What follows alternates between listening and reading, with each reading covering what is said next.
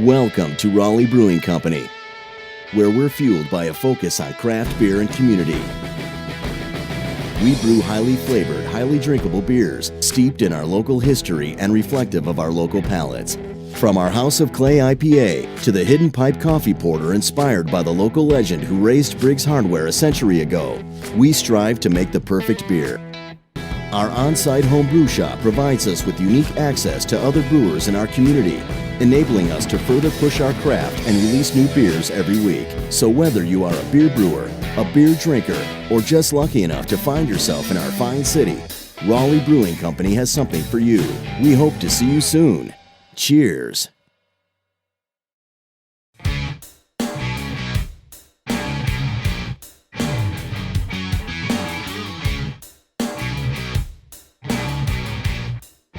The business plan behind the brewery came from my husband's passion of home brewing. The business plan started as a retirement plan.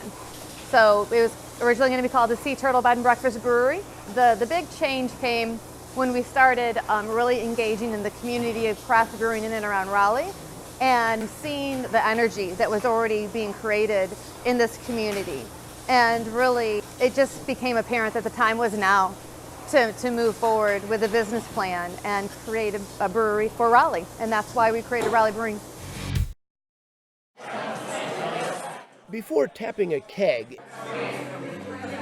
and serving a glass of beer anywhere, a brewer must tap into a knowledge of chemistry and biology to craft his brew. At Raleigh Brewing Company. You know, the thing about having glasses is that you can't see anything when the heat hits it. All right, that's 100. There's almost 500 gallons of a beer named Hidden Pipe Porter to be made. And off we go.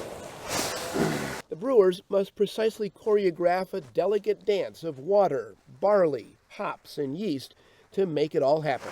Always love that smell in the morning. Yeah, the reason I say we're all a bunch of geeks and nerds is because we have to know so much chemistry and science to do our jobs. A lot of brewers like to joke around and say that we're a glorified janitor. We wrangle yeast, we drag hoses, we pour grain, but we actually do a lot of the chemistry behind it ourselves because, I mean, there's no other way to do it right. First step, grain, in the form of malted barley, specialty grains, and roasted grains, is added to hot water. The pH balance of that water has been tested and adjusted to neutral. That allows for the best brewing conditions. The mix is continuously stirred. The enzymes on the husk of the grain break down starches into fermentable sugars. We want to make sure that the amount of grain we're adding into the mash tun matches the amount of water that we add in there, so it's not too thick or not too thin. You can have different activity from enzymes if you do it too thin or too thick. Everything from color to the carbonation levels, the taste, the amount of hops, and the thing is everything varies every time. We get in a batch of grain and it can have more possible sugars in it than the next batch of grain. And so we have to account for all of that. We have to look at that. We have to account for that every time. So what's going on right now is, see all the grain in there? And then all the water, which is now, it's becoming wort. It's still water because there's no sugar in there yet because we've only been mashing for 12 minutes. It generally takes between 30 minutes to an hour to have the starches be broken down into sugars that are fermentable later in these fermentation vessels. When the mix of grains and water reaches the proper temperature, the liquid, called the wort, is drained from the wet grains, which are now called the mash. The liquid is transferred to a new tank, mixed with hops for bitterness, and boiled. Hops are actually the flower of the hop plant. Now, this is our hot liquor tank over there. I want this water hotter because when we sparge with it, we want it to be about 170 or 172 degrees Fahrenheit. Brewers say adding hops while the tank is filling makes the beer have a more complex taste. The theory is that there is a different bonding that happens with the oils to the proteins that are in the wort, and the oils stay with the beer throughout the entire boil. Until now, brewing has been all about chemistry. Do it again. Now the process turns to biology. The mixture is pumped into a tank called the fermenter, where it is mixed with the single-celled organism yeast. Yeast is a fungus, a living creature that essentially lives off the ingredients in the beer. The yeast eats the sugar, leaving behind ethanol, which gives beer its kick, and carbon dioxide, which gives beer its fizziness. That bubbling bucket is the carbon dioxide being released from the tank as the yeast is working. What's the temp right now? However, the challenge for brewers is that yeast doesn't always metabolize sugars the same way from batch to batch. And then we're also dealing with a living organism with the yeast. And it can be a little finicky sometimes. And it's very sensitive as far as temperature. And, we try to get it down to the point where we get consistent from batch to batch because that's what our customer expects. I want the customer to be able to go to a bar in Wake Forest and a bar in Fuquay and a bar in Raleigh and get the same beer and have it taste the same every time. It's very, very important that that happens.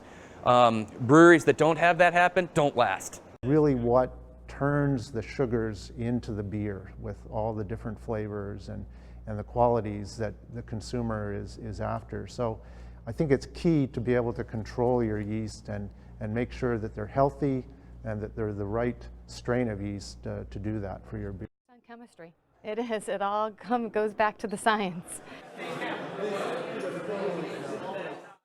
So we're here in the tap room, and tell us about the tap room opening hours and the offerings and what your kind of mission is here in the tap room. Sure. One big thing that drives us at Raleigh Brewing Company is community involvement. So we try and do that a lot with not only the beers that we produce, but also the types of people that we bring into the brewery. What we do in the tap room as far as taps go, we have 6 core beers that we offer, and then we have 6 other taps that we rotate in and out. And a few of them are community related. So we have our employee beer tap, which everybody that works here needs to understand the science of beer and how it works. So it's kind of a way to get them excited about it and kind of stretch their creative wings. So there's that. And then we also have our home brewer tap, which we invite local area home brewers, maybe some that have won awards or some that are really good customers. Yeah, right. I hear you too won some big stuff at NODA. We did. Congrats. We did. Can't wait to taste some of that. Well, thank you for that. But we won't go into that here. Sure. We won't take up your time with that. But oh, I hear you. That's great. That's great. But congratulations. But you've got a tap for home brewers. Yeah, we have a 15-gallon pilot system in the back. It's an all-electric Herm system, and we invite them back there and say, hey, here's the system. Let's brew beer. And then because we can't sell that beer, we actually donate 100% of the proceeds to a charity of the home brewer's choice. So it's kind of a way to involve community, local businesses, and the home brewing community. Oh, that's great. We also have a guest tap. Like right now, we have a Steel String on tap right now. And we just kind of rotate that out periodically with new and fresh breweries that have come out. Mm-hmm. And then the rest of the taps that are outside of our 6 core beers rotate a lot. We have a seasonal that we try and keep up with all the time, which currently is our Colonel Olds, the Belgian summer ale that we use our house Belgian yeast and lemon peel and coriander with. It's like a wit beer, only it's got a little more zest to it with no orange. Mm-hmm.